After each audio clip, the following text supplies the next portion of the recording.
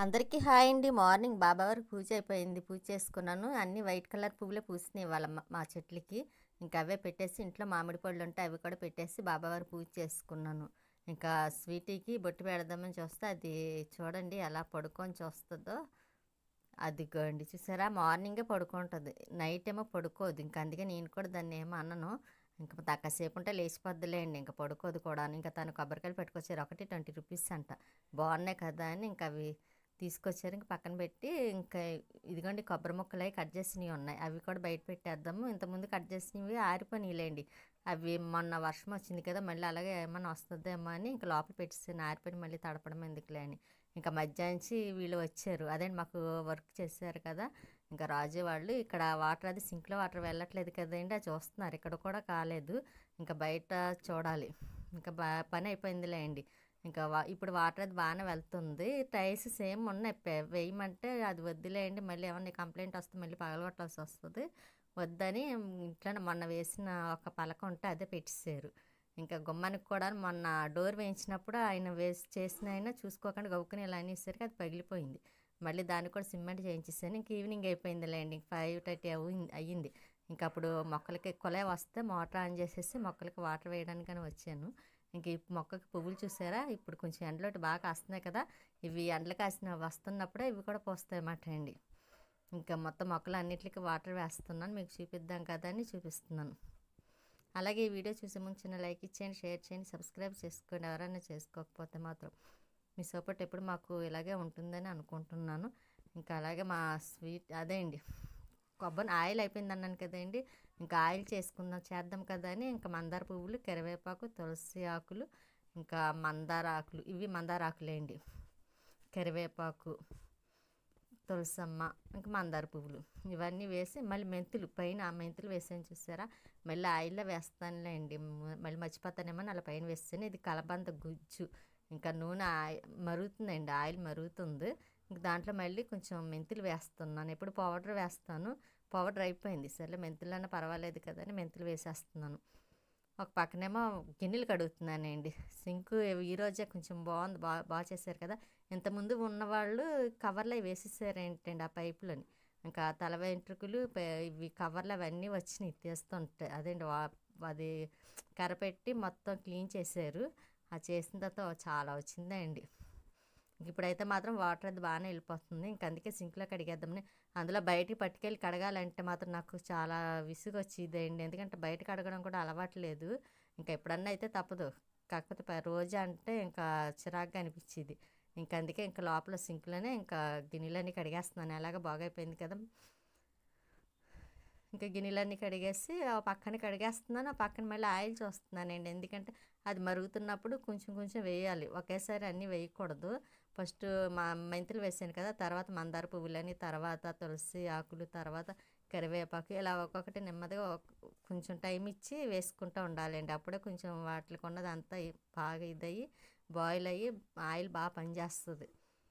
ఈ మధ్యన చేయలేదు కూడా నా ఆయిల్ ఉన్నదే ఇంక ఇప్పటి వరకు వచ్చిందండి అప్పుడు చేసిన ఆయిల్.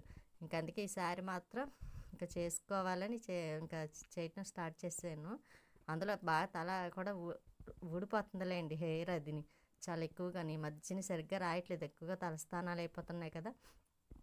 ఈసారి మాత్రం బాగా తలకు పట్టించేయాలండి ఆయిల్. తలస్నానం కూడా చేయటం తగ్గించాలి. మెయిన్ తలస్నానాలు అస్తమానం చేయటం వల్లే నాకు హెయిర్ కొంచెం బాగా ఊడిపోతుంది. అదే ఆయిల్ రాసుకున్నప్పుడు అయితే అండి ఒకటి కొంచెం కూడా ఊడదు, చక్కగా ఉంటుంది. ఈ తలస్నానం చేసినప్పుడే ఒక్కొక్కటి గిన్నెలోకి అడుగుతున్నాను, మళ్ళీ ఆయిల్ మొత్తం వేసి కలుపుతూ ఉంటున్నానండి.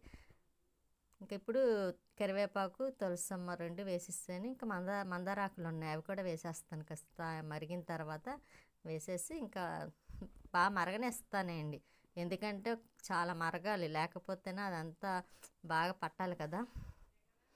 మళ్ళీ మందారాకులు కొద్దిగా తీసి పక్కన పెట్టుకున్నానులేండి, తలకి మళ్ళీ తలస్నానం చేసినప్పుడు కొంచెం పేస్ట్ కింద చేసేసి ఓన్లీ మందారాకులు తలకి పెట్టిద్దామని పక్కన పెట్టాను, ఫ్రిడ్జ్లో పెట్టాను, బయట ఉంటే పాడైపోతాయి కదా.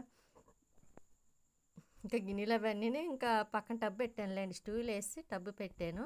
ఇంకా కడిగినవన్నీ ఆ టబ్లో వేసేస్తున్నాను. ఈసారి పెద్ద స్టూల్ వేసుకోవాలండి, కొంచెం వంగే పని లేకుండాను. ఆ పెద్దదనుకోండి చక్కగా కడిగేసి అలా వేసేసుకోవచ్చు. అలాగే మర్చిపోకుండా లైక్ చేయండి, షేర్ చేయండి, సబ్స్క్రైబ్ చేసుకోండి. కానీ ఆయిల్ అలా అదే స్లోగా పెట్టాను మంట దీన్ని, లేకపోతే ఎక్కువ అనుకోండి మరుగుద్ది కానీ అదంతా ఇది అవ్వదు. అందుకే స్లోగా పెడితే కొంచెం బాగా బాయిల్ అవుతాయి కదా అవన్నీ. ఇంకా మరిగిపోయింది కూడాను. ఇంకా ఆఫ్ చేసాను. ఇంకా ఆఫ్ చేసి కొద్దిగా చల్లారిన తర్వాత ప్లేట్ పెట్టేస్తానండి. ఇంకా నైట్ అంతా అది అలాగే ఉంటుంది. మార్నింగ్ వేస్తాను, మార్నింగ్ కానీ మధ్యాహ్నం కానీ వేరే బాటిల్లోకి వేసేస్తాను కొంచెం వడకెట్టేసి. ఇంకా అదంతా తీసేయాలండి, మొత్తం అంతా ఆకులు ఉంటాయి కదండి మరగపెట్టినవి అవన్నీ తీసేయాలండి. ఇంకండి మొత్తం తీసి ఇంకా మరుగుతుంది. అదే బాగా చిన్న మంట పెట్టాను కదా స్లోగాను. ఇంకా గిన్నెలు కూడా కడగడం అయిపోయింది. ఇంక ఇవి పక్కన పెట్టేసి మళ్ళీ మా స్వీటీకి అన్నం పెట్టాలండి. అది చూస్తున్న మధ్యాహ్నం పప్పు టమాటా ఉంటే వేసుకొని తిన్నది. ఇంకా ఈవినింగ్ కదా పెరుగు వేసి పెడదాం దానికి. పప్పు మొత్తం వేసేసేదాకా ఊరుకోలేదండి అది.